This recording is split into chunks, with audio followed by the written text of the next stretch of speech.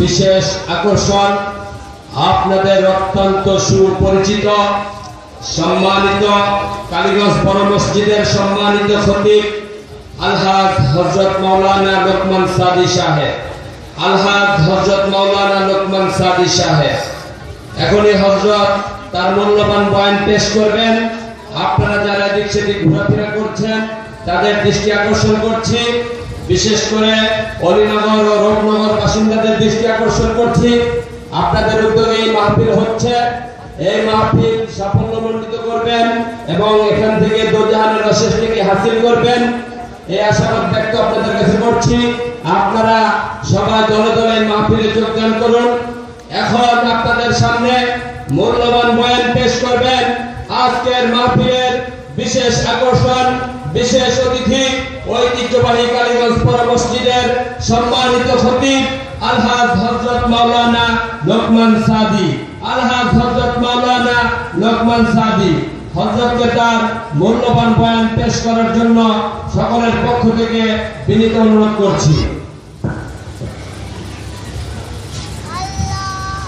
السلام عليكم ورحمة الله.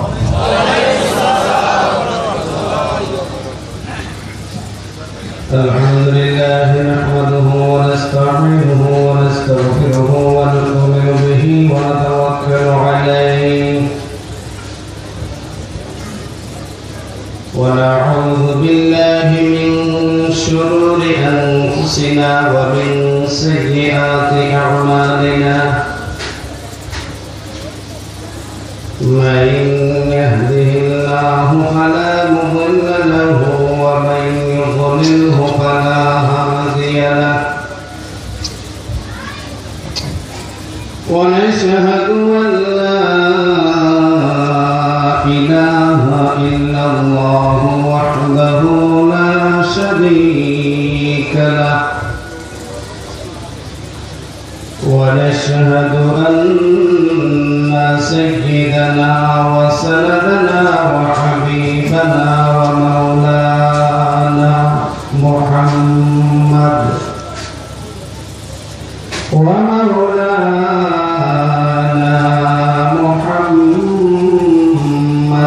عبده ورسوله صلى الله تعالى عليه وعلى آله وأصحابه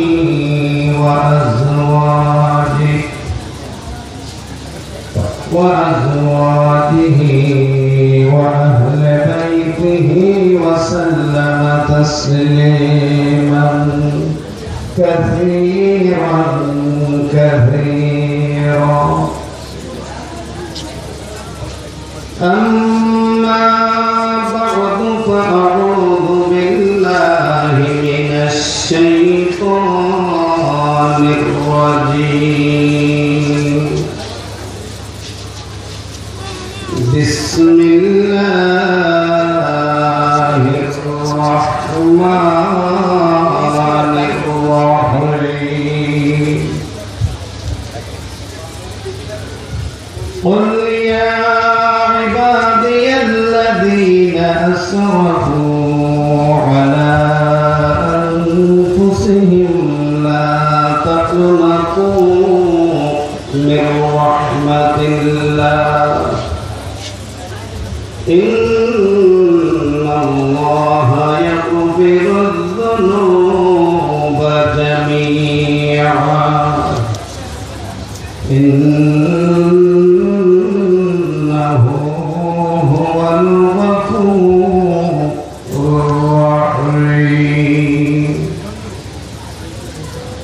وقال النبي صلى الله عليه وسلم التائب من الذنب كمن لا ذنب له أو كما قال عليه الصلاة والسلام. بارك الله لنا ولكم في القرآن العظيم ونفعنا وإياكم بالآيات والذكر الحكيم.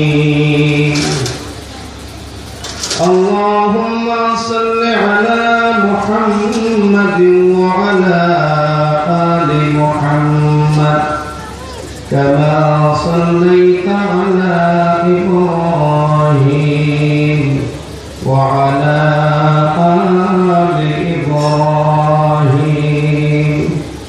إنك حميد مجيد اللهم بارك على محمد وعلى آل محمد كما باركت على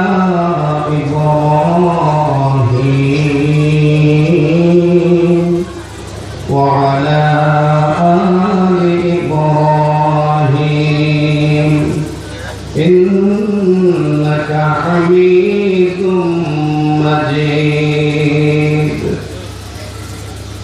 يا رب صل وسلم دائما أبدا على حبيبك ونبيك خير الخلق كلهم هو الحبيب الذي ترجى شفاعته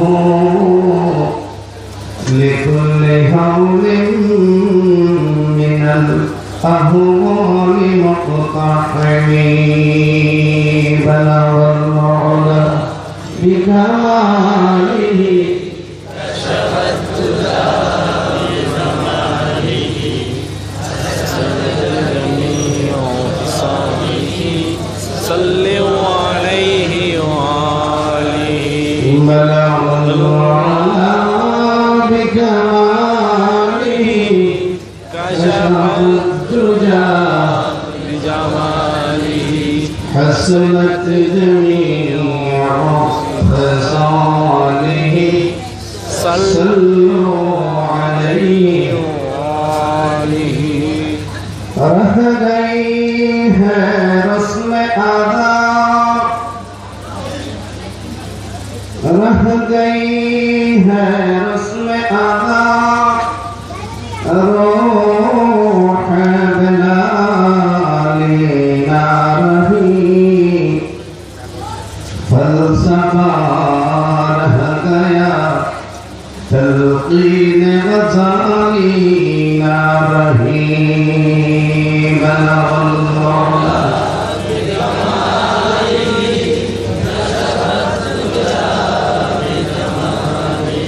حسنت جميع خصاله صلوا عليه أريد محبة شاطئ آواز في رسول أكرم مرشد أعظم نبي محمد صلى الله عليه وسلم شان রচিত এই বিশ্ববিখ্যাত নাম রাসূল মনোযোগের সাথে তেলাওয়াত করি ইনশাআল্লাহ ভাগ্য খুলে যাবে بلغ العلا بكماله كشف الدجى بجماله حسنت جميع خصاله صلوا عليه وآله لا إله إلا الله لا إله إلا الله لا إله إلا الله لا إله إلا الله لا إله إلا الله لا إله إلا الله لا إله إلا الله لا إله إلا الله لا إله إلا الله لا إله إلا الله لا إله إلا الله لا إله إلا الله لا إله إلا الله لا إله إلا الله لا إله إلا الله لا إله إلا الله لا إله إلا الله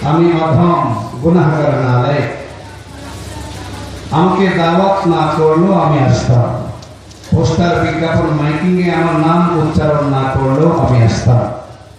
কারণ এই রফনগরে আমার বড় ভাই আলহাজ হযরত মাওলানা হাম্মাদ সাউদি রহমতুল্লাহ আলাইহি জীবনের বিরাট একটা অংশ কাটিয়েছেন। মঞ্চে যারা আজকে উপবিষ্ট তাদের অনেকের সাথেই তার হৃদয়ের সম্পর্ক ছিল। ওটা বসা, চাল চলন, কথাবার্তায় সব সময় তাদেরকে তিনি শেয়ার করতেন। সুতরাং এখানে যেহেতু মাহফিল হবে, আমাকে দাওয়াত না করলেও আসতাম। এরপরেও কর্তৃপক্ষ যেহেতু মহব্বত করে ভালোবেসে দাওয়াত করে নিয়ে এসেছেন, তাদেরকে সর্বপ্রথমে অন্তর থেকে ধন্যবাদ।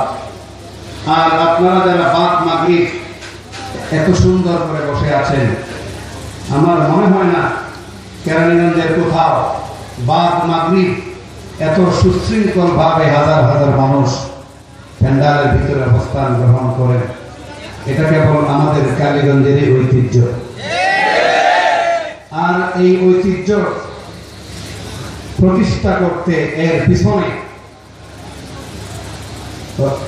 সাগর পাহাড় তার চাইতে আরো বেশি পরিমাণে শ্রম দিতে হয়েছে হাতে গোনা উম্মতের দরদি কিছু ওলামায়ে কেরামকে। তাদের মধ্যে নিঃসংকোচে আমি মনে করি শুধু আমার ভাই হিসাবে নয়, যা বাস্তব তাই বলছি, আল্লামা হাম্মাদ সাউদি রহমতুল্লাহ আলাইহি 22 বছরের সাধনা, এর পিছনে কিছুটা হলেও সহযোগী আছে।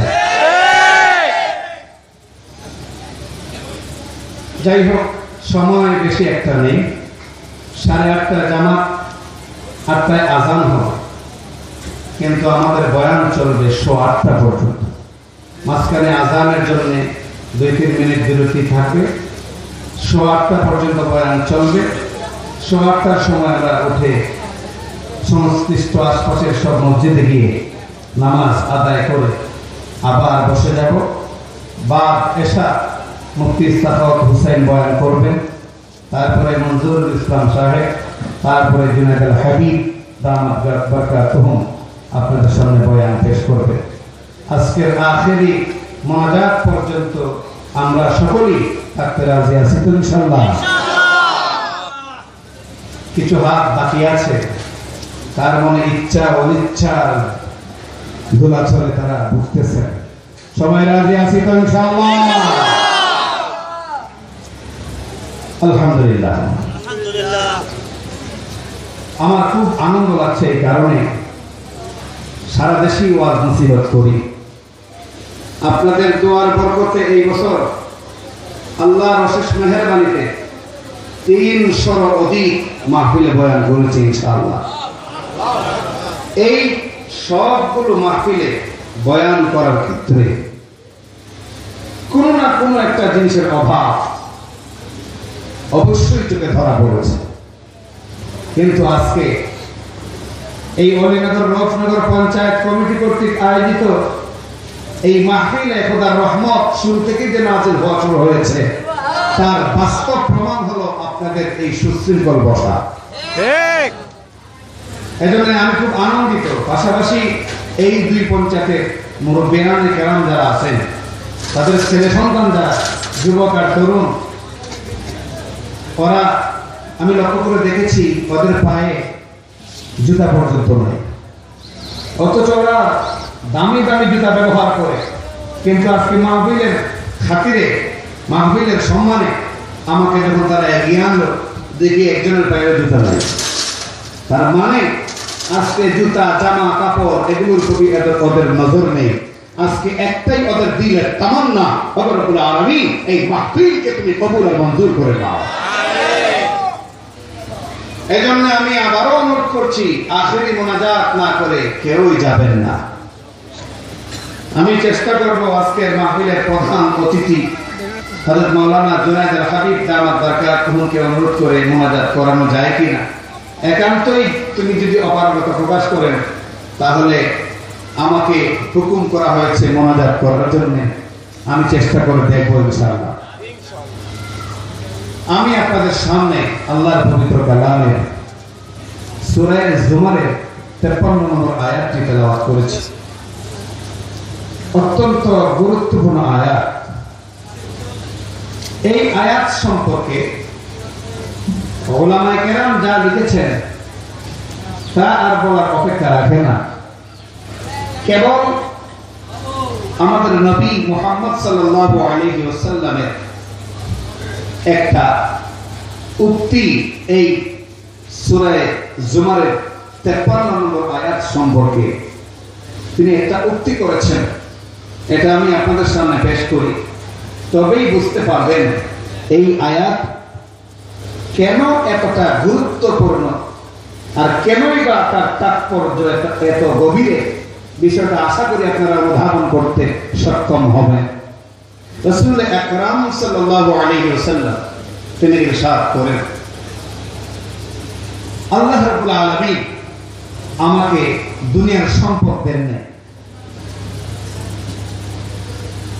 আমাকে অনুমতি দেওয়া হয়েছিল যেন আমি দোয়া করি উহুদ আর বদর পাহাড় পরিমাণ সম্পদ সোনাদানা আল্লাহ যেন দান করেন আমাকে। আল্লাহর পক্ষ থেকে অনুমতি দেওয়ার পরেও আমি দুনিয়ার এই সম্পদ গ্রহণ করিনি। এই সূরা জুমারের 53 নম্বর আয়াতটি আমার কাছে এত গুরুত্বপূর্ণ। মহান রব্বুল আলামিন যদি দুনিয়ার সব কিছুকে সোনাদানায় পরিণত করে আমার হাতে মালিক বানাইয়া দিয়া দিতেন, তবুও আমি এতটা খুশি হইতাম না যতটা খুশি হয়েছি সূরা জুমারের এই 53 নম্বর আয়াত আমার কাছে নাযিল হওয়ার কারণে। একটু উচ্চ করে বলুন না সুবহানাল্লাহ। তাহলে কি আছে এই আয়াতের মধ্যে একটু বোঝার দরকার আছে না নাই? মূলত এই আয়াতের মধ্যে আল্লাহ পাক রব্বুল আলামিন পথ হারা মানুষকে খোদার পথে আসার জন্য আহ্বান করেছেন। গুনাহ, পাপাচার, অবিচারে জর্জরিত মানুষকে নিরাশ না হয়ে আল্লাহর পথে আসার জন্য, তাওবার পথে আসার জন্য মহান রব্বুল আলামিন এই আয়াতের মধ্যে আহ্বান করেছেন। আয়াতের বিষয়বস্তু তাওবার গুরুত্ব। আয়াতের বিষয়বস্তু তাওবার গুরুত্ব ও তাৎপর্য। সর্বপ্রথমে আমি জানতে চাইব, জীবনের সমস্ত গুনাহকে পদদলিত করে তাওবার পথে ফিরে আসতে আমরা রাজি আছি কিনা? ইনশাআল্লাহ। রাজি আছি ইনশাআল্লাহ। হাত নামান। আমার পরে ভাইরা, সর্বপ্রথমে এই আয়াতে আল্লাহ পাক রব্বুল আলামিন কি বলেছেন একটু বোঝার চেষ্টা করুন।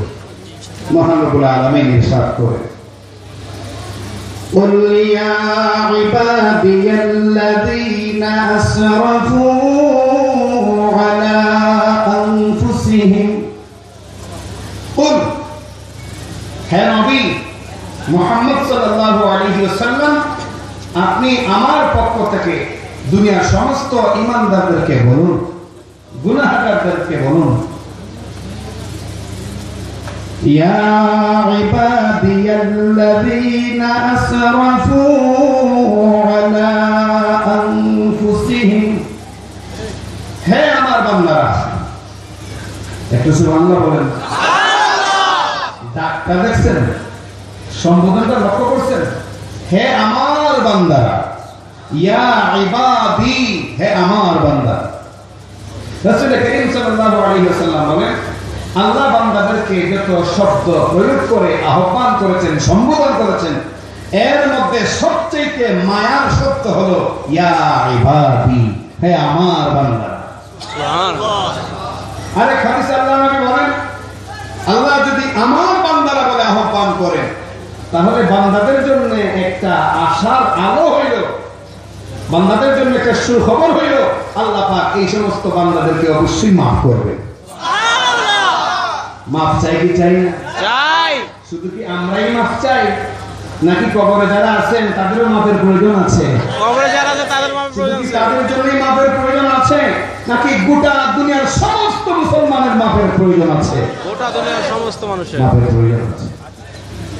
يا عبادي الذين أسرفوا على أنفسهم হে নবী মুহাম্মদ সাল্লাল্লাহু আলাইহি ওয়াসাল্লাম আমার পক্ষ থেকে তুমি বলে দাও, হে আমার বান্দারা যারা নিজেদের উপর জুলুম করেছো, নিজেদের উপর জুলুম করেছো অন্যায়ের মাধ্যমে, গুনাহের মাধ্যমে, পাপাচারের মাধ্যমে, ঘুষ, সুদ, বেপরদা ইত্যাদি যত অপরাধ আছে এগুলোর মাধ্যমে যারা নিজেদেরকে ধ্বংসের পথে ঠেলে দিয়েছো, যারা নিজেদের সর্বনাশ ডেকে আনছো, যারা নিজের জীবনকে ধ্বংস করে দিচ্ছ, লা তাকুনাতু মির রাহমাতিল্লাহ,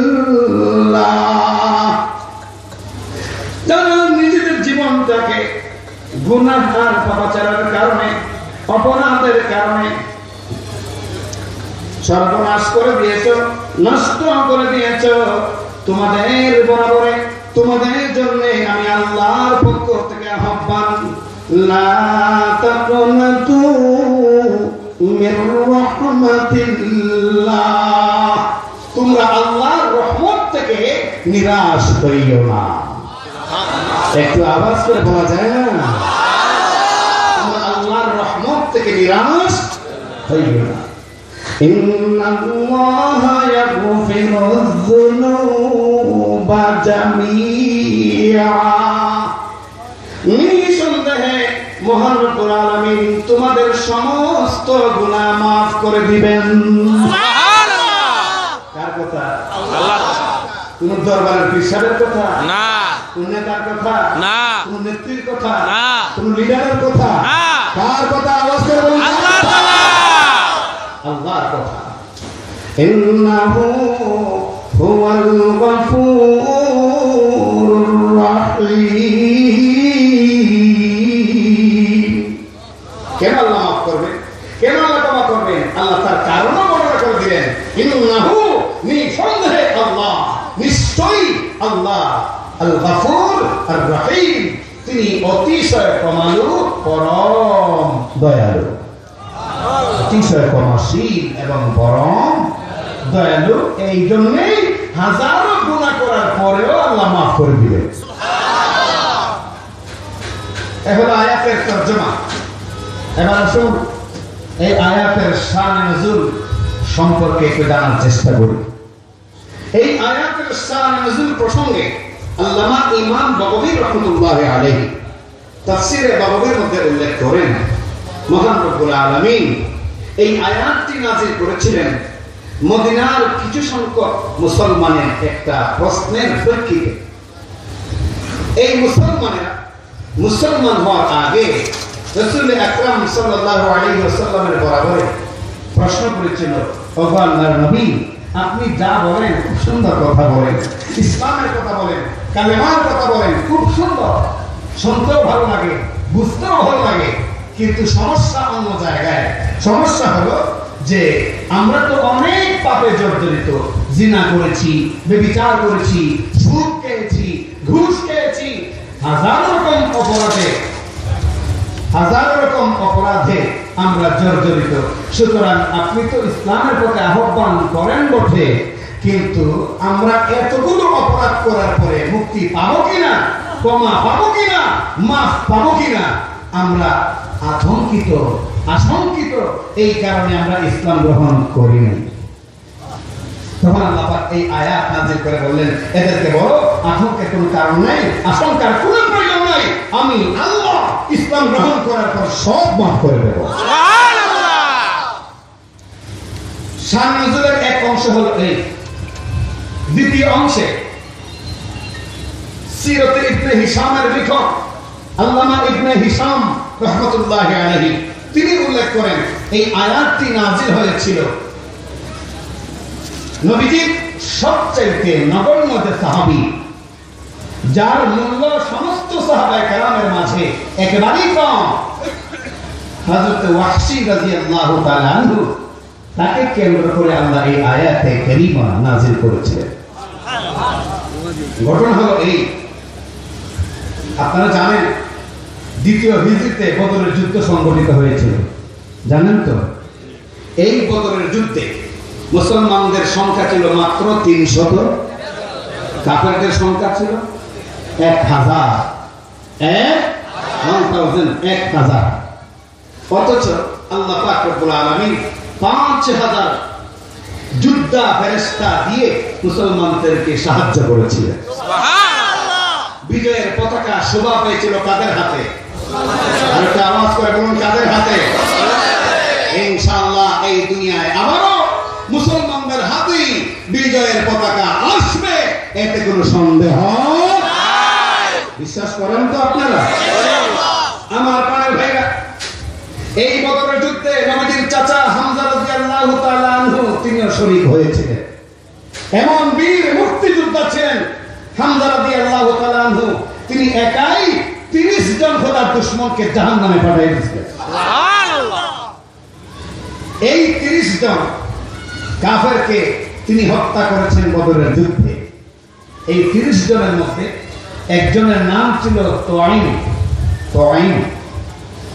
তার ভাতিজা ছিল মক্কার এক প্রভাবশালী ব্যবসায়ী, তার নাম ছিল জুবাইর ইবনে মুতাইম। জুবাইর ইবনে মুতাইম ছিল মক্কার একজন প্রভাবশালী ব্যবসায়ী। তার চাচা তোয়াইনকে হামজা রাদিয়াল্লাহু আনহু হত্যা করেছিলেন বদরের প্রান্তরে। মাশাআল্লাহ, আমাদের কামাল ভাই উপস্থিত হয়েছেন। আমি মনে মনে অপেক্ষা ছিলাম যে রূপনগর হলো আমার ভাই যে বাসা, এই বাসাটা পড়ছে রূপনগর পঞ্চায়েতের ভিতর নাকি? তো এই পঞ্চায়েতের সভাপতি যদি পাশে না থাকেন তাহলে কোন কথা কোন দিকে ছুটে যায় খেয়ে যান না। যাক, আলহামদুলিল্লাহ কামাল সাহেব এসেছেন, আমরা তার নেক হায়াত কামনা করছি। আমার প্রাণের ভাইরা, তো এই জুবাইর ইবনে মুতাইম সে তার চাচার প্রতিশোধ নেওয়ার জন্য খুব পাগল করা হয়ে উঠল। এক পর্যায়ে তারই গোলাম, হাবশী গোলাম, নাম ছিল ওয়াহশী। ওয়াহশীকে ডেকে বলল, হে ওয়াহশী, তুমি ভালো করে জানো বদরের যুদ্ধে মুহাম্মদ সাল্লাল্লাহু আলাইহি ওয়াসাল্লামের চাচা, আমার চাচা তোয়াইনকে হত্যা করেছে নির্মমভাবে। সুতরাং আমার প্রতিজ্ঞা, আমার চাচা তোয়াইনকে যে হত্যা করেছে সেই হামজাকে হত্যা করতেই হবে আমাকে। শোনো হে ওয়াহশী, এই দায়িত্বটা যদি তুমি গ্রহণ করতে পারো তাহলে আমি তোমার কাছে প্রতিজ্ঞাবদ্ধ, ওয়াদাবদ্ধ, যদি হামজাকে হত্যা করতে পারো অবশ্যই আমি তোমাকে মুক্ত করে দেব, আজাদ করে দেব। নাউজুবিল্লাহ বলেন। নাউজুবিল্লাহ। ওয়াহশী তার নিজের বর্ণনা, তিনি বলেন, আমি এই ঘোষণা যখন পেলাম, কার মনে চায় একটু স্বাধীন জীবন যাপন? চাই কি চায় না? চাই। স্বাধীনতা তো সবাই কামনা করে, আমরাও কামনা করেছিলাম। 1971 সালে মুক্তিযুদ্ধের মাধ্যমে এ দেশ স্বাধীন হয়েছিল, কিন্তু আফসোসের ব্যাপার 44 বছর পর হয়ে গেছে, স্বাধীনতার আসল মজা এখন আমরা ভোগ করতে পারি নাই। আমার প্রাণের ভাইরা, কে না চায় একটু স্বাধীন হতে? তখন ওয়াহশী তিনি বলেন, আমি যখন আমার মনিবের মুখ থেকে শুনলাম হামজাকে হত্যা করতে পারলেই আমি স্বাধীন, তখন আমি সুযোগ খুঁজতে শুরু করলাম। মনিবকে বললাম, কথা কিন্তু ঠিক রাখবেন, যদি হামজাকে হত্যা করতে পারি অবশ্যই আমাকে আজাদ করতে হবে। মনিব বলল, দুনিয়া মিস হতে পারে, আমার কথা মিস হবে না, আমি তোমাকে অবশ্যই আজাদ করব। ওয়াহশী বলেন, এর পরের বছর 3য় হিজরিতে সংগঠিত হলো উহুদের যুদ্ধ। কোন যুদ্ধ? উহুদের যুদ্ধ। এই উহুদের যুদ্ধ হামজা রাদিয়াল্লাহু তাআলা আনহু বীর বিক্রমে লড়াই চলছেন শত্রুদের বিরুদ্ধে। ওয়াহশী বলেন, আমি নিজে শরীক হলাম উহুদের যুদ্ধে, একটাই তামান্না, হামজাকে যদি হত্যা করতে পারি আমি স্বাধীন হয়ে যাব। আর কোন টার্গেট ছিল না আমার। আমি গেলাম উহুদের ময়দানে, হামজাকে আমি শহীদ করলাম, হামজাকে আমি শেষ করে দিলাম। শেষ করে দিয়ে যখন আমি আসলাম মক্কায় আসার সাথে সাথে আমার মনিব জুবাইর ইবনে মুতাইম আমাকে আজাদ করে দিল। যখন আজাদ করে দিল, স্বাধীনভাবে আমি চলাফেরা করতে লাগলাম। কয়েক বছর গেল, 8ম হিজরিতে 10,000 মুসলমানদের বিশাল যোদ্ধাদের দল নিয়ে রাসূল আকরাম মুর্শিদে আযম নবী মুহাম্মদ সাল্লাল্লাহু আলাইহি ওয়াসাল্লাম মক্কা বিজয় করলেন বিনা রক্তপাতে। সুবহানাল্লাহ। আর আওয়াজ দেন না মুসলমান। সুবহানাল্লাহ। রক্তপাত যখন বিনা রক্তপাতে মক্কা বিজয় করলেন, মক্কা বিজয় করার পর আমার ভিতরে তখন ভয় ঢুকে গেল, মুসলমানরা আজকে যদি আমাকে পায়, আমি মুসলমানদের যোদ্ধা নবীজির চাচা হামজা রাদিয়াল্লাহু আনহুকে আমি নির্মমভাবে হত্যা করেছি এবং তার নাক কান কেটে উল্লাস করা হয়েছে। যদি আজকে মুসলমানরা পায় কি করবে? সালাম দিব? সালাম কি করবে? উত্তম মাধ্যম শুধু নয়, যা কিছু করতে হয় মুসলমানরা করবে, কারণ মুসলমানরা কখনো পরাজয় বরণ কোন অসৎ লোকের কাছে করতে চায় না। আমার প্রাণের ভাইরা ওয়াসি বলেন, আমি ভয়ে চলে গেলাম তায়েফে। তায়েফে গিয়েও শান্তি পাইলাম না। মক্কা বিজয় হয়েছে, তখন দেখা গেল তায়েফও ইসলামের পতাকা পথ করে উঠতে শুরু করলো। চিন্তা করতে লাগলাম কি করতে পারি এই মুহূর্তে। ওই সময় ভাবতে লাগলাম সিরিয়া যাব না এমন যাব, সিরিয়া যাব না এমন যাব, কোন জায়গা আমার জন্য নিরাপদ হবে। কারণ যদি আজকে আমি তায়েফের মধ্যে থাকি, তাহলে অদূরে কিছুদিনের ভিতরেই মুসলমানরা আমাকে আক্রমণ করবে। কি করা যায়? চিন্তা ভাবনা করতে করতে দিনকাল অতিক্রম হচ্ছে। আমার প্রাণের ভাইরা, সিরাতে ইবনে হিশামের লেখক আল্লামা ইবনে হিশাম রাহমাতুল্লাহি আলাইহি তিনি লেখেন, ওয়াহশী যখন এরকম ভাবতেছেন কোথায় যাবেন, কোথায় গিয়ে তিনি আত্মরক্ষা করবেন, এরই মধ্যে রাসূল করিম সাল্লাল্লাহু আলাইহি ওয়াসাল্লাম খবর পেয়ে গেলেন ওয়াহশী নবীর চাচার হত্যাকারী ওয়াহশী তিনি তায়েফে আছেন, বড় তটস্থ অবস্থায় আছেন, পেরেশান আছেন, কোথায় লুকাবেন জায়গা পাচ্ছেন না। আল্লাহ নবী রহমতের দু আলম নবী মুহাম্মদ সাল্লাল্লাহু আলাইহি ওয়াসাল্লাম তখন একটা বাহকের মাধ্যমে ওই নবীজির চাচার হত্যাকারী ওয়াহশীর বরাবর একটা চিঠি লিখলেন। ওই চিঠির মধ্যে উল্লেখ করলেন, হে ওয়াহশী, যদি তুমি মুসলমান হয়ে যাও, যদি তুমি আল্লাহকে মেনে নাও, যদি কালেমা গ্রহণ করে নাও, আমি নবী তোমার কাছে ওয়াদাবদ্ধ হয়ে গেলাম, আল্লাহর কাছ থেকে আমি অবশ্যই তোমার মাফি উদ্ধার করে দেব। ওয়াহশীর কাছে গেল এই চিঠি। চিঠি যখন ওয়াহশীর কাছে গেল, ওয়াহশী এই চিঠি পড়লেন, পড়ার পরে পাল্টা চিঠি লিখলেন রাসূল করিম সাল্লাল্লাহু আলাইহি ওয়াসাল্লামের বরাবর। এই চিঠির মধ্যে তিনি উল্লেখ করলেন, হে মুহাম্মদ সাল্লাল্লাহু আলাইহি ওয়াসাল্লাম, আমার তো মনে চায় ইসলাম গ্রহণ করতে মনে চায়, নিয়ত করেছি ইসলাম গ্রহণ করব, কারণ ইসলাম ছাড়া এই দুনিয়াতে শান্তির কোনো পতাকা দ্বিতীয়টা না, আমার মনে চায়। কিন্তু পবিত্র কোরআনের সূরা ফুরকানের 68 এবং 69 নম্বর আয়াত, এই দুটি আয়াতের কারণে আমি মুসলমান হতে পারছি না। এই দুইটা আয়াতের কারণে আমি মুসলমান হতে পারছি না। কি আছে এই আয়াতে? ওয়াহশী বলেন, এই আয়াতের মধ্যে এমন কথা আছে যেই কথা আমাকে মুসলমান হতে উৎসাহিত করে না, বরং আরো ভীত সন্ত্রস্ত করে। এই আয়াতগুলোর মধ্যে যা আছে সেই কথা কি সেই আয়াতের মধ্যে আছে? আয়াতের মধ্যে আছে এই, والذين لا يدعون مع الله إلها آخر ولا يقتلون النفس التي حرم الله إلا بالحق ولا يزنون ومن يفعل ذلك يلقى أثاما يضاعف له العذاب يوم القيامة ويخلد فيه مهانا। এই আয়াতের মধ্যে আল্লাহ বলছেন, যারা আল্লাহর সাথে কাউকে ডাকে না, আল্লাহর সাথে শরীক করে না, এবং অন্যায়ভাবে কাউকে হত্যা করে না, এবং জিনা ব্যভিচার করে না, আল্লাহ বলেন এদেরকে আমি মাফ করে দেব। ওমান ইয়াফআল যালিকা ইয়ালকা আযামা, আর যারা এগুলো করবে এদেরকে আমি দুজকে নিক্ষেপ করব। ইউদাআফ লাহুল আযাবু ইয়াওমাল কিয়ামাতি ওয়া ইয়াখলুদু ফীহি মুহানা, আর এদের শাস্তি দ্বিগুণ করা হবে এবং লাঞ্ছনাকর অপমানজনক স্থানে তাদের জায়গা হবে। হে মুহাম্মদ সাল্লাল্লাহু আলাইহি ওয়াসাল্লাম, ও মুহাম্মদ সাল্লাল্লাহু আলাইহি ওয়াসাল্লাম, পবিত্র কোরআনের এই আয়াত যখন আমি তেলাওয়াত করি তখন আর মুসলমান হতে সাহস করি না। কারণ এই তিনটা অপরাধ, যে তিনটা অপরাধের কথা আল্লাহ বললেন সূরা ফুরকানের 68-69 নম্বর আয়াতে, এই তিনটা অপরাধের সবকটি আমি করেছি। সুতরাং মনে মনে ভাবি মুসলমান হয়ে আমার কি লাভ? একটা জিনিস লক্ষ্য করছেন, ওয়াসিফ তখন কিন্তু মুসলমান হন নাই, অথচ কোরআনের ভিতরে শুধু তেলাওয়াতই নয়, কোরআনের ভিতরে কি আছে না আছে সব আছে। বিষয়টা চিন্তা করলেন। আর আমাদের মুসলমানরা তো আমরা এই লেভেলের মুসলমান যে কোরআনের ভিতরে দূরের কথা, বাইরে কি আছে কোরআন তিলাওয়াতটা পর্যন্ত শুদ্ধ করে আল্লাহ দেওয়া দুইটা টুট ব্যবহার করে উচ্চারণ করার শক্তি আমাদের না। আর বলুন ঠিক না?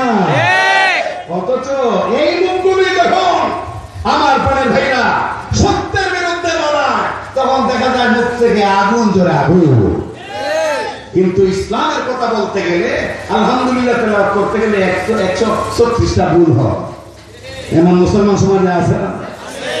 আমি কাউকে কটাক্ষ করার জন্য বলছি না, একটু ভাবুন, নিজেকে নিয়ে একটু চিন্তা করুন। আমি যখন মরবো কবরস্থানে যাবো, আপনিও যাবেন, আপনারাও যাবেন, কেউ বাদ থাকবেন না, বলো ঠিক কিনা? কবরে গেলে তো তখন কোরআনই লাগবে। গত কয়েকদিন আগে বাজার রোডে একটা মাহফিল হয়েছে, আমি এখানে কোরআন সম্পর্কে কিছু কথা বলেছি। কোরআনই হবে আমাদের অনেক বড় সম্ভব, উদ্ধার করে জান্নাত পর্যন্ত পৌঁছায় দেবে। যাই হোক, তিনি এই আয়াত কাগজে লিখে তিনি পাঠিয়ে দিলেন নবীদের কাছে। আমার মনে তো চায় ইসলাম গ্রহণ করতে, কিন্তু পবিত্র কোরআনের এই দুইটা আয়াতের কারণে আমি ইসলাম গ্রহণ করতে উৎসাহিত হচ্ছি না। কারণ হলো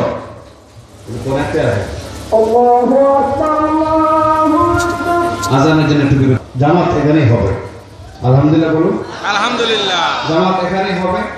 আমাদের এখানে জামাত 8:30 হবে, 8:15 পয়েন্ট শেষ হয়ে যাবে। এর ভিতরে হুজুর স্ট্যান্ডের কাজ ছেড়ে আমরা জামাতে শরীক হয়ে যাব ইনশাআল্লাহ। যেটা চলবে, কেউ উঠা বসা করবেন না। আলোচনার মূল অংশটাই কিন্তু এখন সামনে আসতেছে। আমার প্রাণের ভাই ওয়াহশী রাদিয়াল্লাহু আনহু যখন এই আয়াতটিকে আল্লাহ রাসূলের কাছে পাঠাইলেন আর বললেন, কাইফা তাদউনি ইলা দীনিক, কেমনে আপনি আপনার ধর্মের প্রতি আমাকে আহ্বান করেন, অথচ আপনার খোদা পবিত্র কোরআনের সূরা ফুরকানের 68 নম্বর আয়াতে তিনটা অপরাধের কথা উল্লেখ করে বলছেন এরা জাহান্নামে যাবে। আমি তো এই তিনটাই করছি, কেমনে আপনি আমাকে ইসলামের আহ্বান করেন? রাসূল কারীম সাল্লাল্লাহু আলাইহি ওয়াসাল্লাম এই ব্যাপারে কোনো কথা বলার আগে বিশ্বজাহানের প্রতিপালক রব্বুল আলামিন আসমান থেকে জিবরাইল আলাইহিস সালামকে আমার প্রাণের ভাই সূরা ফুরকানের 70 নম্বর আয়াত দিয়ে আবার পাঠাইলেন। হে মুহাম্মদ সাল্লাল্লাহু আলাইহি ওয়াসাল্লাম, ওয়াসি মুসলমান হতে চায় না, কারণ তার মনে মনে ভয় তিনটা অপরাধ সবকটাই সে করেছে, মুসলমান হলে তার কি লাভ হবে? এজন্য সে আতঙ্কিত, ভীত, সন্ত্রস্ত। আমি সূরা ফুরকানের 70 নম্বর আয়াত নাযিল করে দিলাম। এই 70 নম্বর আয়াতের মধ্যে ওয়াসির জন্য রয়েছে সুযোগ। ইল্লা মান তাবা ওয়া আমানা ওয়া আমিলা আমালান সালিহা ফাউলাইকা ইউবাদদিলুল্লাহু সাইয়্যাতিহিম হাসানাত। 70 নম্বর আয়াত নাযিল হলো। আল্লাহ বলেন, ইল্লা মান তাবা ওয়া আমানা ওয়া আমিলা আমালান সালিহা ফাউলাইকা ইউবাদদিলুল্লাহু সাইয়্যাতিহিম হাসানাত। জিনা করেছে, ব্যভিচার করেছে, অন্যায়ভাবে কাউকে হত্যা করেছে, এরপর আল্লাহ আমি আল্লাহ ওয়াদা করছি যদি তওবা করে আর ঈমান আনে মাফ করে দেব। সুবহানাল্লাহ। শুধু মাফই করব না, এই কথা এখন যা বলবো আয়াতের তর্জমা শোনার পরে এমন ভাবে সুউচ্চ কণ্ঠে আলহামদুলিল্লাহ ধ্বনি উচ্চারণ করবেন যেন এই আওয়াজে বাংলাদেশের সমস্ত বাতি থরথর করে কাঁপে। পারবেন আপনারা? আল্লাহ বলেন, ফাউলাইকা ইউবাদদিলুল্লাহু সাইয়্যাতিহিম হাসানাত। কেউ যদি মুসলমান হয়, ঈমান আনে আর নেক আমল করে, আমি আল্লাহ শুধু মাফি করব না, আমি আল্লাহ শুধু ক্ষমাই করব না, বরং তার অপরাধগুলোকে সওয়াবে পরিণত করে দেব। অপরাধগুলোকে সওয়াবে পরিণত করে দেব। এই আয়াত নাযিল হওয়ার পরে নবীজি আরেক বাহকের মাধ্যমে এই আয়াতটা লিখে পাঠিয়ে দিলেন ওয়াহশীর কাছে। ওয়াহশী এই আয়াত শোনার পরে বললেন, হাযা শাত্তুন শাদীদ, এটা তো আমার জন্য মহা মুশকিল, এটা তো আরো বড় বিপদ। আল্লাহ শর্ত লাগাই দিয়েছেন যে ইল্লা মান তাবা ওয়া আমানা ওয়া আমিলা আমালান সালিহা। আল্লাহ তো শর্ত লাগাইছেন, বিনা শর্তে বলেন নাই। আল্লাহ শর্ত লাগিয়ে বলছেন যে ঈমান আনবে এবং নেক আমল।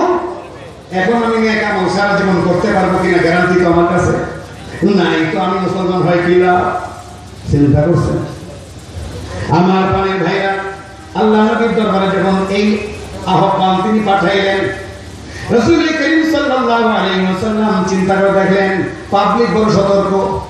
পাবলিক কি বড় সতর্ক, বড় সজাগ, খুব চালাক, চাইছে পরিপূর্ণভাবে ক্ষমা চাই নিতে। আমার প্রাণের ভাইরা, নবীজি কিছুই বললেন না। নবীজি তো আমাদের মতো না বানায় বলতে। বর্তমান সমাজে তো অনেক মোল্লা মৌলবী এখন বানায় কথা বলে, এইটা হাদিসে আছে, ওইটা হাদিসে আছে, এই করলে সওয়াব, সেই করলে সওয়াব, এই ছবি টাঙ্গাইলে সওয়াব, ওই ছবি করে দেওয়ালে টাঙ্গাইলে সওয়াব, বিভিন্ন বিভিন্ন রকম কথা বলে, অথচ কোরআন হাদিসে বাতি চালান দিলে ওগুলো পাওয়া যায় না। আছে না? না আছে। আমার প্রাণের ভাইরা, রাসূল করিম সাল্লাল্লাহু আলাইহি ওয়াসাল্লাম তো বানায় বলতেন না, অপেক্ষায় আছেন। তখন আল্লাহ পাক রব্বুল আলামিন সূরা নিসা 116 নম্বর আয়াত নাযিল করলেন। দেখেন একটা ইমানদারের দাম আল্লাহর কাছে কত বেশি। আল্লাহ পাক নাযিল করলেন, আয়াত নাযিল করলেন,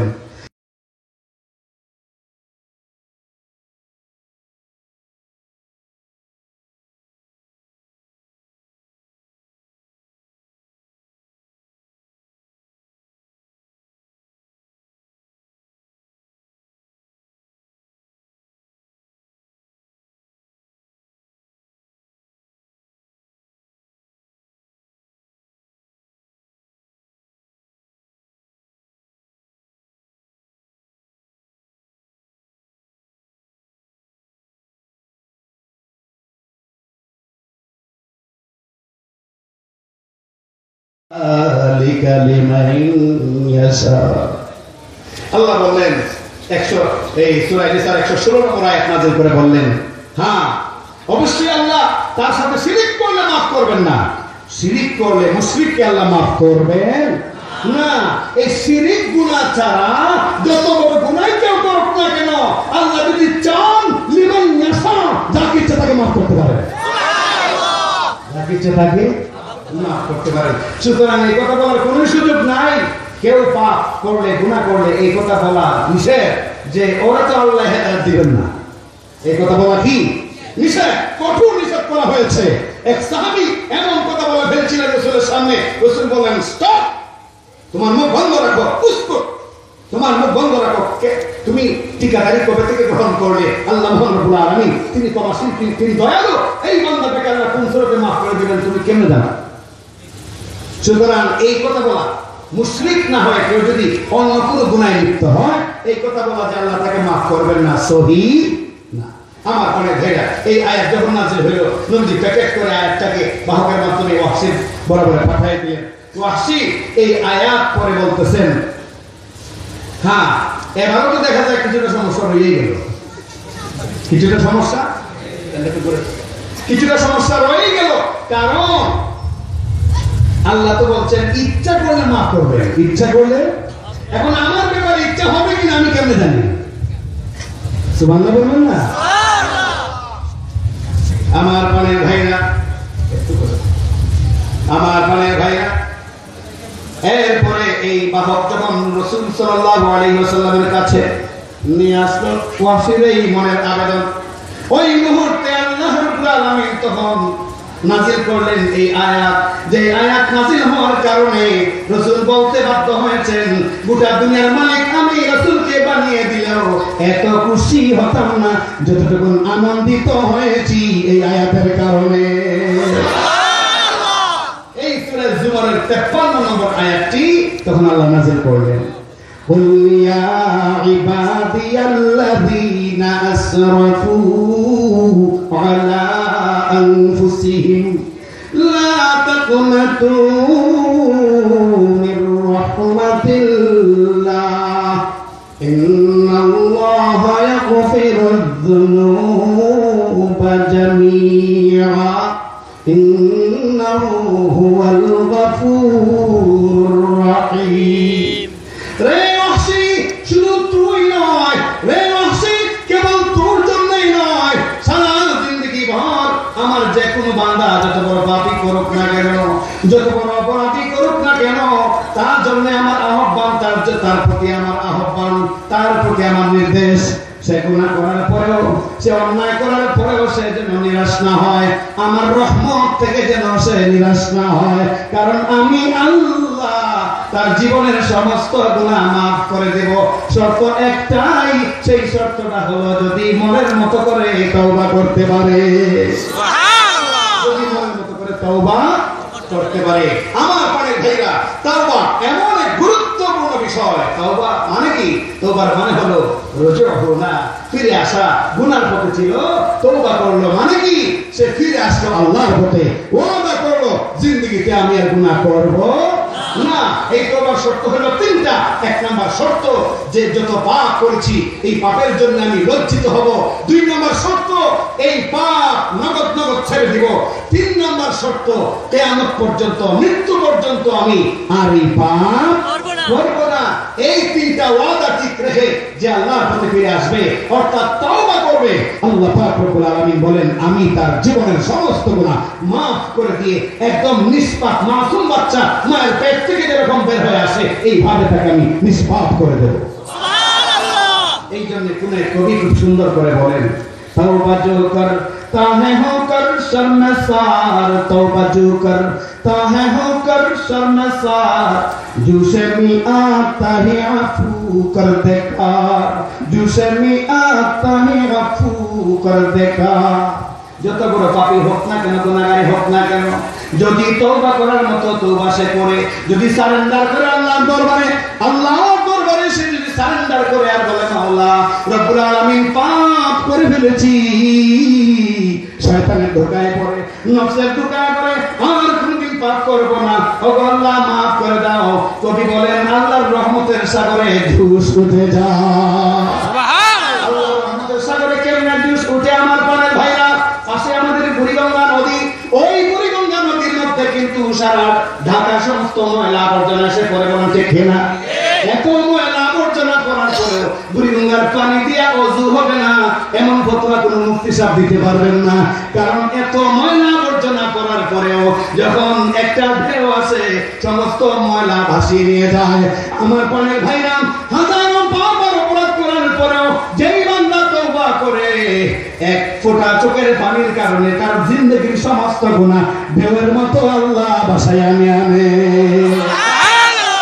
এই জন্য রাসূল করিম সাল্লাল্লাহু আলাইহি ওয়াসাল্লাম হাদিসে বলেন আত-তাইবু মিনাল যামবি কামাল্লা যামবালা গুনাহ থেকে যে ব্যক্তি তওবা করে তাকে তাইব বলা হয় আল্লাহ রাসূল বলেন যে ব্যক্তি গুনাহ থেকে তওবা করে আল্লাহ এমন ভাবে তাকে maaf করেন যেন সে জিন্দেগিতে কোনো গুনাহই করে নাই সুবহানাল্লাহ জিন্দেগিতে সে কোনো গুনাহই করে নাই আল্লাহ ইচ্ছা করলে maaf মানে করতে পারেন তো আর জোরে বলেন পারেন তো এই শক্তি আল্লাহর আছে কোন মন্ত্রী মিনিস্টার কোন নেতা কোন ব্যক্তি হয়তো বা কাউকে maaf করতে কোন তাবুত হয় হয়তো বা maaf করতে গিয়ে কোন সময় ঘুষও খায় আল্লাহ কি maaf করার সময় ঘুষ খান না আল্লাহ কি maaf করার সময় কোন পার্সেন্টেজ চান না আল্লাহ কি ক্ষমা করার সময় কোন জিনিসের ফায়দা চান না আল্লাহ একটাই চান বান্দা তোর চোখের পানি ধরায় দে সুবহানাল্লাহ বলেন সুবহানাল্লাহ এক ফোঁটা চোখের পানি ধরায় দে আমি আল্লাহ maaf করতে পারি কিনা আজকে চোখের পানি ঝরানোর জন্য ইচ্ছা আপনাদের আছে তো ইনশাআল্লাহ কার কার নাই আছে তো সবার ইনশাআল্লাহ আল্লাহ ইচ্ছা করলে maaf করতে যে পারেন তার একটা উদাহরণ দিই আপনাদের সামনে রাসূল করিম সাল্লাল্লাহু আলাইহি ওয়াসাল্লামের জামানায় এক মহিলা আসলো আল্লাহর রাসূলের দরবারে মহিলা ছিল গামেদ নামক গোত্রের সম্ভ্রান্ত ফ্যামিলির এক মহিলা এসে বলল ইয়া রাসূলুল্লাহ ও আল্লাহর নবী আমি জিনা করে ফেলেছি জিনার কারণে আমার পেটে বাচ্চা চলে আসছে চিন্তা করছেন? পাপ করে আবার সরাসরি কার কাছে এসে বলছে? কার কাছে? কত বড় ইমানদার, কত বড় ইমানদার! আল্লাহ নবী বললেন, তুমি জিনা করে ফেলেছো, পেটে বাচ্চাও চলে এসেছে, এখন তো জিনার হুকুম। জিনার হুকুম কি? যদি বিবাহিত হয় তাহলে কোমর পর্যন্ত গেড়ে রজম করে দেওয়া, পাথর মেরে, এটা ইসলামী আইন।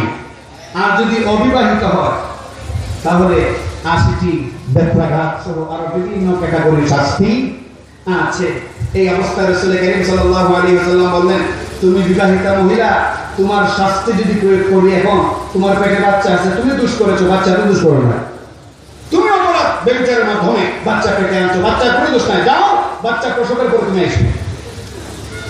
আমার প্রাণের ভাইরা, আগের জমানার মানুষেরা গুনাহ করার পরে কেমনে মাফ করাইব, কেমনে অপরাধ থেকে মুক্ত হবে, সবসময় পেনশন চিন্তা থাকতো। বর্তমান জমানায় হাজারো লাখো অপরাধ করার পরেও অপরাধ করেছে বলে স্বীকার করতে চায় না। মহিলা বাচ্চা প্রসব করার পর নবীজির দরবারে কুলের বাচ্চাকে নিয়ে হাজির। আল্লাহ নবী বললেন, ও মহিলা, এই কুলের বাচ্চাকে 2 বছর পর্যন্ত দুধ পান করানো তোমার দায়িত্ব। সুতরাং এই মুহূর্তে যদি শাস্তি কার্যকর করি, এই কুলের বাচ্চা, দুধের বাচ্চাকে কে দুধ পান করাবে? যাও, তোমাকে সময় দেওয়া হলো। বাচ্চা যখন রুটি খাওয়া শিখবে তখন তুমি বাচ্চাকে নিয়ে এসো, তারপরে তোমার শাস্তি প্রয়োগ করব, তোমার উপরে ইসলামের হক, ইসলামের বিধান চালু করব। আমার ভাই ভাইরা, আমাদের সমাজের কোন মহিলা এমনটা যদি করত, স্বীকার করবে দূরের কথা, বাঁচার জন্য জীবনের সবটুকু চেষ্টা করত। এই তো মহিলা চলে আসলো আবার 2 বছর পর, কুলে এবার বাচ্চার হাতে রুটি মহিলা নিজে দিয়ে আসছে, যাতে আল্লাহ রাসূল এই রুটি দেখেই বুঝতে পারেন বাচ্চা এখন খাওয়া দাওয়া শিখতে পেরেছে। আমার ভাই ভাইরা, এইবার আল্লাহ নবী বললেন, হ্যাঁ ঠিক আছে, এইবার তোমার শাস্তি প্রয়োগ করা যেতে পারে। রাসূল করিম সাল্লাল্লাহু আলাইহি ওয়াসাল্লাম মহিলাকে নিয়ে মরুভূমিতে চলে গেলেন। সাহাবায়ে কেরামের একটা দল নিয়ে চলে গেলেন মরুভূমির মধ্যে, গিয়ে সেই বুক পর্যন্ত গর্ত খনন করে মহিলাকে সেই বালুর মধ্যে চাপা দিয়া পাথর মেরে সাহাবায়ে কেরামকে হত্যা করতে নির্দেশ দিলেন। সাহাবায়ে কেরাম হত্যা করলেন। আমার প্রাণের ভাইরা, ওই মুহূর্তে একজন সাহাবী মহিলার শরীর থেকে রক্ত ঝরে ওই সাহাবীর গায়ে এসে লেগেছিল। সাহাবী কিছুটা নমস্কার করে বলছিলেন, কিছুটা বিরূপ মন্তব্য করে বলছিলেন, এইরকম খোদার দুশমনের শরীরে রক্ত আমার শরীরে কেন আসলো? আমার প্রাণের ভাইরা, ওই মুহূর্তে আল্লাহ রাসূলের কানে এই খবরটা যখন চলে আসলো, আওয়াজটা যখন চলে আসলো, নবীজি বললেন, ও সাহাবী মুখ সামলায় কথা বলো, ও সাহাবী মুখ সামলায় কথা বলো।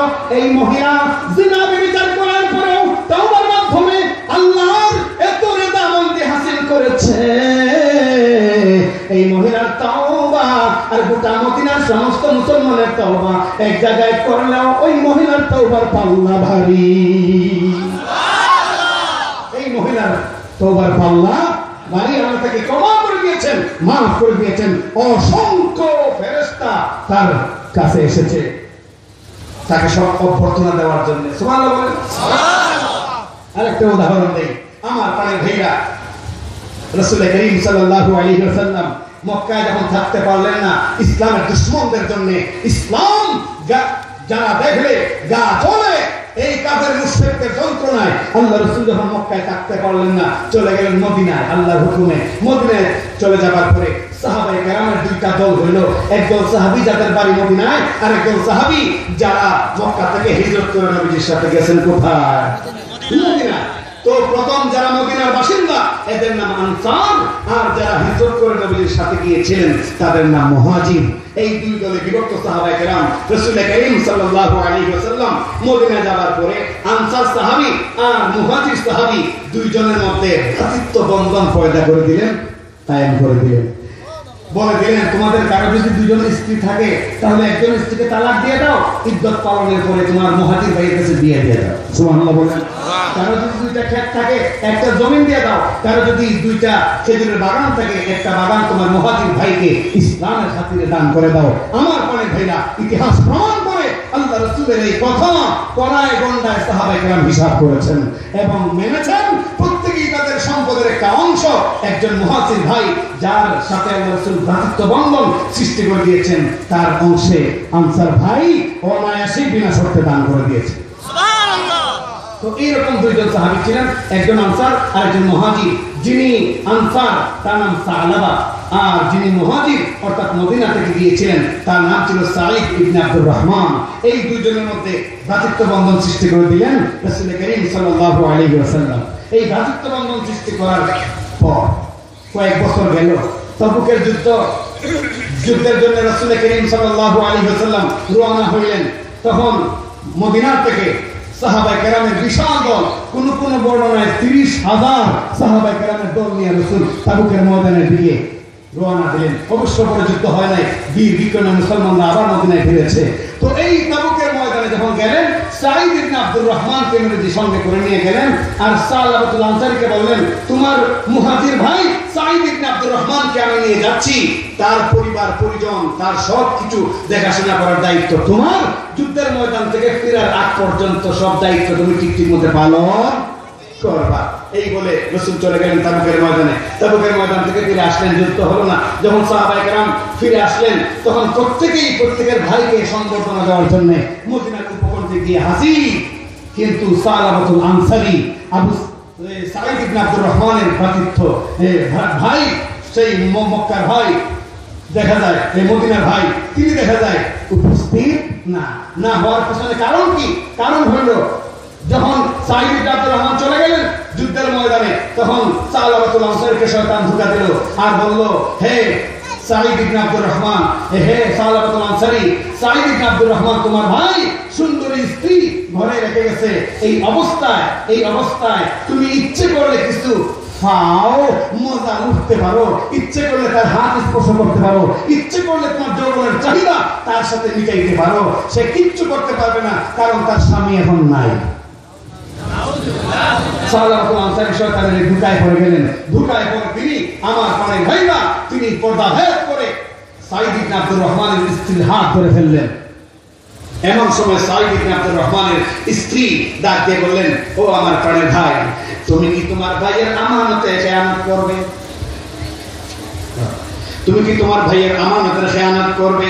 তুমি কি তোমার ভাইয়ের আমানতের খেয়ানত করবে? তোমার ভাই আমাকে তোমার কাছে আমানত রেখে গিয়েছেন, তুমি আমানতের খেয়ানত করো না। শোনো, একদিন আসবে যেই দিন আল্লাহর সামনে সবাইকে দাঁড়াতে হবে। ও কালীগঞ্জের মুসলমানরা, মেহেরবানি করে বলুন তো একটু আওয়াজ দিয়ে, দাঁড়াতে হবে কি হবে না? হবে কি হবে না? দাঁড়াতে হবে আমার প্রাণের ভাইরা। তখন তিনি বললেন, সাঈদের স্ত্রী বললেন, হে সালাবা ইত্তাকুল্লাহ, আল্লাহকে ভয় করো, আল্লাহকে ভয় করো, আল্লাহকে ভয় করে একদিন আল্লাহর সামনে দাঁড়াতে হবে।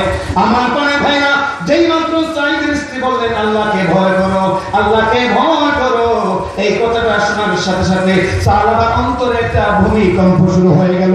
ঝড়-তুফানের মতো অন্তরের পরিবর্তন শুরু হয়ে গেল। তাস করে তিনি হাতটা ছেড়ে দিলেন। হাত ছেড়ে দিয়া আমার প্রাণের ভাইরা ইয়া রাব্বি ইয়া রাব্বি ইয়া রাব্বি ইয়া রাব্বি বলে চিৎকার করে করে তিনি জঙ্গলের দিকে রওনা হয়ে গেলেন। সুবহানাল্লাহ বলে, সুবহানাল্লাহ। জঙ্গলের মধ্যে তিনি দিনাতিবাদ করতেছেন। আমার প্রাণের ভাইরা, এমন অবস্থায় কয়েকদিন চলে যাবার পরে সাঈদ ইবনে আব্দুর রহমান তাবুকের ময়দান থেকে ফিরে আসলেন। যখন পেলেন না মদিনার উপকণ্ঠে অন্যান্য ব্যক্তিদের সাথে, বাড়িতে এসে স্ত্রীকে জিজ্ঞেস করলেন, আমার মদিনার ভাই সালাবার কি হলো, আমাকে আগে আনতে গেল না। তখন তার স্ত্রী আত্মপান্ত সবগুলো বললেন। বলার পরে সাঈদ এমন উদার মনের মানুষ, বলার পরে সাঈদ তখন একটা দৌড় দিয়ে জঙ্গলের দিকে রওনা হয়ে গেলেন আর বললেন, আমার মদিনার ভাই হয়তো বুঝতে পারে নাই, শয়তানের ধোঁকায় পড়ে গেছে, যদি ফিরাইয়া না আমি তার জীবন ধ্বংস হয়ে যাবে। আমার প্রাণের ভাইরা, এই বলে চলে গেলেন তিনি জঙ্গলে।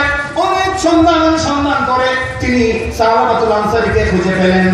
গিয়ে বললেন, ভাই চলো মদিনায় আল্লাহর কাছে তওবা করো, আল্লাহ মাফ করে দিবে। তুমি এখানে জঙ্গলের ভিতরে কি করবা? একা একা এখানে খাবার দাবারের ব্যবস্থা নাই, কোনো বাড়ি ঘর নাই, কি করবে তুমি এখানে? আমার প্রাণের ভাইরা, ওই মুহূর্তে সালাবাতুল আনসারী রাদিয়াল্লাহু তাআলা আনহু বললেন, ও সাঈদ, এমন পাপ করেছি তোমার সামনে দাঁড়ায়া থাকতে আমার লজ্জা হচ্ছে। ও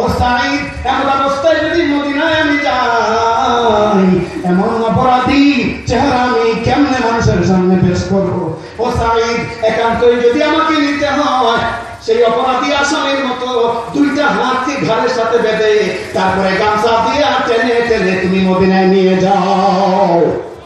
আমার প্রাণের ভাইয়া, সাথে ছিল এই সাঈদের এই সালাবাতুল আনসারী 16 বছরের কন্যা, নাম ছিল খামসানা রাদিয়াল্লাহু তাআলা আনহা। তিনি আল্লাহর নবীর সাহাবিয়া, তিনি এসেছিলেন সাঈদের সাথে তার বাবার সন্ধানে।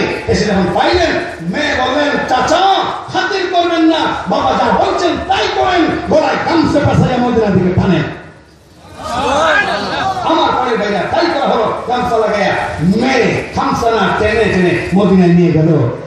তখন সালাবাতুল আনসারী বললেন, প্রথমে আমাকে উমরের দরবারে নিয়ে যাও, দেখি উমরের সাথে পরামর্শ করে তওবার কোনো পথ খোলা আছে কি না। উমরের সামনে যেই মাত্র গেলেন, গিয়ে যখন কথাটা বললেন, উমর তখন তার খাদেমকে বললেন, দেখছো লাঠিটা কই?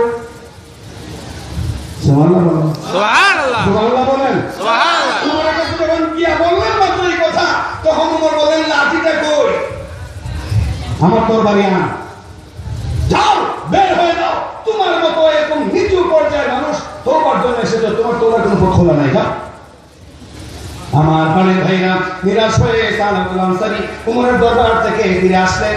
তিনি আসলেন এইবার আবু বকরের দরবারে। আবু বকর নাম দিলের মানুষ। এই অবস্থায় আবু বকর সিদ্দিক রাদিয়াল্লাহু তাআলা আনহুর কাছে এসে যখন বললেন, বিরাট বড় অপরাধ করেছি, এমন এমন অপরাধ করেছি, বর্ণনা দিলেন। নরম তবিয়তের মানুষও গরম হয়ে গেলেন। তিনি বললেন, ওরে তোমার জন্য কোন তওবার পথ কেমনে খোলা থাকবে? যাও যাও, বের হয়ে যাও। আসলেন আলী রাদিয়াল্লাহু আনহু দরবারে। তিনি বললেন, আবু বকর ওমর যেখানে ফিরে দিয়েছেন, আমার কাছে কোনো পথ নাই। এমন অবস্থায় সালাবাতুল আনসারী বললেন, ও সাঈদ ইবনে আব্দুর রহমান, উমরের দরবারে গেলাম, উমর ফিরে দিল। আবু বকরের দরবারে গেলাম, আবু বকর ফিরে দিল, আলীও ফিরে দিল। এইবার আমার রহমতের নবী মুহাম্মদুর রাসূলুল্লাহ সাল্লাল্লাহু আলাইহি ওয়াসাল্লামের দরবার ছাড়া কোনো পথ আমার নাই। বড় আশা করে আল্লাহর নবীর দরবারে আসলেন। আয়েশা সমস্ত ঘটনা যখন বলে বললেন, রহমতের নবী মুহাম্মদ সাল্লাল্লাহু আলাইহি ওয়াসাল্লাম গোটা দুনিয়ার সমস্ত মানুষের চাইতে তার রহমতের পরিমাণ বেশি, দয়া মায়ার পরিমাণ বেশি। সেই নবী তখন এই সালাবাতুল আনসারীকে বললেন, ও সালাবা, এই মুহূর্তে তুমি আমার ঘর থেকে বের হয়ে যাও। যেই পাপের কথা বলছো, তোমার পাপের কথা শুনে তো আমার জাহান্নামের কথা মনে হয়ে গেছে। বের হও, বের হও, তোমার জন্য কোনো তওবার রাস্তা খোলা নেই। বলেন তো আর কোন পথ আছে? আমার প্রাণের ভাইরা, এইবার তিনি রাসূলের ঘর থেকে তাড়াতাড়ি বের হয়ে গেলেন, যাতে রাসূলের কোনো বদদুয়া মুখ থেকে বের হয় না আসে। ঘর থেকে বের হয়ে এইবার তিনি সাঈদ ইবনে আব্দুর রহমানকে বললেন, ও সাঈদ, রশি ছেড়ে দে, গামছা ছেড়ে দে, গামছা ছেড়ে দে সাঈদ, আর আমার কোনো পথ নাই, আর আমার কোনো পথ নাই। আমার প্রাণের ভাইরা, সাথে সাথে মেয়ে খামসানা বলল, বাবা সব কিছু নিজের চোখে দেখেছি, সাহাবায়ে কেরাম ফিরাই দিয়েছেন, আল্লাহ রাসূল ফিরাই দিয়েছেন। শুনুন, আমি ঘোষণা করছি, যদি আপনি ক্ষমা আর মাফি আল্লাহর কাছ থেকে, রাসূলের কাছ থেকে আনতে না পারেন, তাহলে আমি কন্যা কোনদিন আপনাকে বাবা বলবো না। সুবহান। এই অবস্থায় তিনি জঙ্গলে আবার চলে গেলেন। জঙ্গলে গিয়ে তিনি শুধু বলেন, ইয়া গফফার, আমি গুনাহগার, আমি গুনাহগার, তুমি গফফার, হে গফফার, আমি গুনাহগার, ইয়া গফফার। ডাকতেছেন, এভাবে ডাকতেছেন। আমার পরে ভাইরা, এমন অবস্থায় আল্লাহ পাক রব্বুল আলামিন জিবরাইল আলাইহিস সালামকে পাঠিয়ে বললেন, ও নবী, মানুষ তুমি বানাও না আমি বানাই? ও মুসলমান, একটা আওয়াজ করে বলো না সুবহানাল্লাহ। তুমি বানাও না আমি বানাই? আল্লাহ রাসূল বললেন, যে কেমন কথা, আপনি তো সবকিছু বানান। তখন আল্লাহ পাক রব্বুল আলামিন বললেন, সাঈদ আমার বান্দা কোন একটা করে ফেলেছে, তোমার কাছে আসলো মাফের জন্য, আর তুমি এভাবে তাড়াই দিলা। অথচ আমি আল্লাহর দপ্তরে সে একজন মাফ পাওয়ার যোগ্য ব্যক্তি বলে নাম বহু আগে লেখা হয়ে গেছে। আমি আল্লাহ তাকে ক্ষমা করে দিলাম, মাফ করে দিলাম। এই খবরটা শোনার পরে রাসূল করিম সাল্লাল্লাহু আলাইহি ওয়াসাল্লাম পাঠাইলেন, এই বইলেন শেষ করে দিচ্ছি। আমার প্রাণের ভাইরা পাঠিয়ে দিলেন, এই হযরত আবু বকরের উম্মতকে, যাও সাহাবা যেখানে আছে খুঁজে বের করে নিয়ে আসো। সাথে সেই 350 বছরের সাহাবী, যার বয়স 350 বছর, সালমান ফারসি, তিনিও গেলেন। আমার প্রাণের ভাইরা গিয়া দেখেন জঙ্গলের ভিতরে তিনি একটা গাছের গোড়ার মধ্যে, আমার প্রাণের ভাইরা, নামাজ আদায় করতেছেন। আর সিজদার মধ্যে গিয়া বলতেছেন, ইয়া গফফার, ইয়া গফফার, আমি বড় অপরাধী, আল্লাহ আমাকে মাফ মাফ করে দাও।